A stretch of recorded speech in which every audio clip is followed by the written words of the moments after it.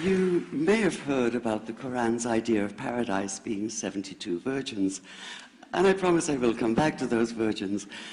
But in fact, here in the Northwest, we're living very close to the real Quranic idea of paradise, defined 36 times as gardens watered by running streams. Since I live in a houseboat on the running stream of Lake Union, this makes perfect sense to me. But the thing is, how come it's news to most people? I know many well-intentioned non-Muslims who've begun reading the Quran but given up, disconcerted by its otherness. The historian Thomas Carlyle considered Muhammad one of the world's greatest heroes, yet even he called the Quran as toilsome reading as I ever undertook, a wearisome, confused jumble.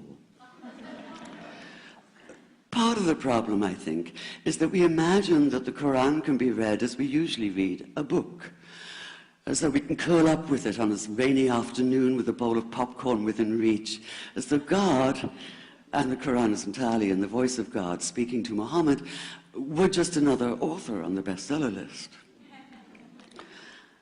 Yet the fact that so few people do actually read the Quran is precisely why it's so easy to quote. That is, to misquote. Phrases and snippets taken out of context in what I call the highlighter version, which is the one favored by both Muslim fundamentalists and anti-Muslim Islamophobes. So this past spring, as I was gearing up to begin writing a biography of Muhammad, I realized I needed to read the Quran properly as I could, that is. My Arabic's reduced by now to wielding a dictionary, so I took 4 well-known translations and decided to read them side by side, verse by verse, along with a transliteration and the original 7th century Arabic. Now, I did have an advantage. My last book was about the story behind the Shia-Sunni split, and for that I'd worked closely with the earliest Islamic histories, so I knew the events to which the Quran constantly refers, its frame of reference. I knew enough, that is, to know that I'd be a tourist in the Quran, an informed one, an experienced one even, but still an outsider, an agnostic Jew reading someone else's holy book. So I read slowly. I'd set aside 3 weeks for this project, and that, I think, is what is meant by hubris, because it turned out to be 3 months. I did resist the temptation to skip to the back where the shorter and more clearly mystical chapters are, but every time I thought I was beginning to get a handle on the Quran, that feeling of, I get it now, it'd slip away overnight, and I'd come back in the morning wondering if I wasn't lost in a strange land. And yet the terrain was very familiar. The Quran declares that it comes to renew the message of the Torah and the Gospels, so 1/3 of it reprises the stories of biblical figures like Abraham, Moses, Joseph, Mary, Jesus. God himself was utterly familiar from his earlier manifestation as Yahweh, jealously insisting on no other gods. The presence of camels, mountains, desert wells and springs took me back to the year I spent wandering the Sinai desert. And then there was the language, the rhythmic cadence of it, reminding me of evenings spent listening to Bedouin elders recite hours-long narrative poems entirely from memory. And I began to grasp why it said that the Quran is really the Quran, only in Arabic.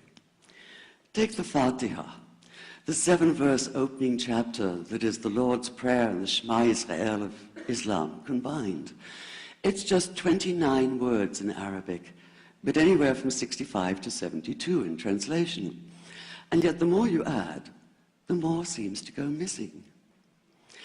The Arabic has an incantatory, almost hypnotic quality that begs to be heard rather than read, felt more than analyzed. It wants to be chanted out loud, to sound its music in the ear and on the tongue. So the Quran in English is a kind of shadow of itself, or as Arthur Arbery called his version, an interpretation. But all is not lost in translation. As the Quran promises, patience is rewarded, and there are many surprises. A degree of environmental awareness, for instance, and of humans as mere stewards of God's creation, unmatched in the Bible. And where the Bible is addressed exclusively to men, using the second and third person masculine, the Quran includes women, talking, for instance, of believing men and believing women, honorable men and honorable women. Or take the infamous verse about killing the unbelievers. Yes, it does say that, but in a very specific context. The anticipated conquest of the sanctuary city of Mecca, where fighting was usually forbidden. And the permission comes hedged about with qualifiers. Not you must kill unbelievers in Mecca, but you are allowed to, but only after a grace period is over. And only if there's no other pact in place. And only if they try to stop you getting to the Kaaba. And only if they attack you first. And even then, God is merciful, forgiveness is supreme, and so, essentially, better if you don't. This was perhaps the biggest surprise. How flexible the Quran is, at least in minds that are not fundamentally inflexible. Some of these verses are definite in meaning, it says, and others are ambiguous. The perverse at heart will seek out the ambiguities, trying to create discord by pinning down meanings of their own. Only God knows the true meaning. The phrase, God is subtle, appears again and again. And indeed, the whole of the Quran is far more subtle than most of us have been led to believe, as in, for instance, that little matter of virgins in paradise. Old-fashioned Orientalism comes into play here. The word used 4 times is huris, rendered as dark-eyed maidens with swelling breasts, or as fair, high-bosomed virgins. Yet all there is in the original Arabic is that one word, huris. Not a swelling breast or high bosom in sight. Now, this may be a way of saying pure beings, like in angels, or it may be like the Greek kos or kore, an eternal youth. But the truth is, nobody really knows, and that's the point. Because the Quran is quite clear when it says that you will be a new creation in paradise, and that you will be recreated in a form unknown to you, which seems to me a far more appealing prospect than a virgin.